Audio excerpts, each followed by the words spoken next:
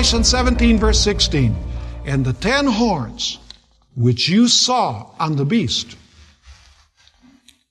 those represent kings. You can read in Revelation 17. These will what? Hate the harlot, make her desolate, and what?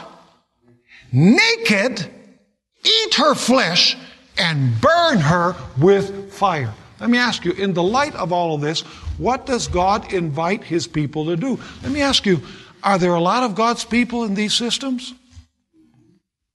Are there a lot of people that belong to this system which is known as the harlot? Oh, sure. Are there a lot of God's people in the system that's known as the false prophet? Absolutely. Are there many of God's people even among the kings of the earth or the rulers of the earth? Absolutely. So what does God say to them? Revelation 18, verses 1 to 5. After these things I saw another angel coming down from heaven, having great authority. And the earth was illuminated with his glory. And he cried mightily with a loud voice, saying, Babylon the Great is fallen, and has become the dwelling place of demons, a prison for every foul spirit, and a cage for every unclean and hated bird. Does that sound like a place that you want to be? Now, why has Babylon become like that? Filled with demons and evil spirits. Verse 3, for, that means because all the nations have drunk of the wine of the wrath of her fornication. Why is she filled with demons? Because every person has drunk her what? Her wine. So we need to know what the wine is. It says the kings of the earth have committed fornication with her. And the merchants, see, even the business people of the world, the merchants of the earth have become rich through the abundance of her luxury.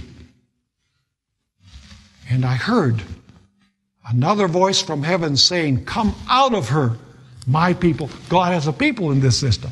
In this threefold system, God has a people. And God is calling them out, because notice what it continues saying. Come out of her, my people, lest you share in her sins, and lest you receive her what? Her plagues. How many are her plagues? 7. For her sins have reached to heaven, and God has remembered her iniquities. Question. Is God going to have a faithful remnant at the end of time? What are they going to have on their forehead? The seal of God. What are the wicked going to have?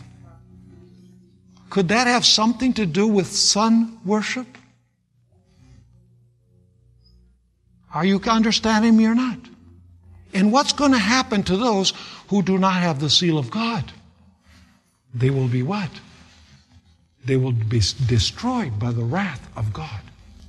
That's why God, in His love, see, this is not a message of hate. In His love, God says, I have people in Babylon. Come out of her, my people. Don't stay in there. Because if you stay in there, you're going to receive her plagues. Because the plagues are for her.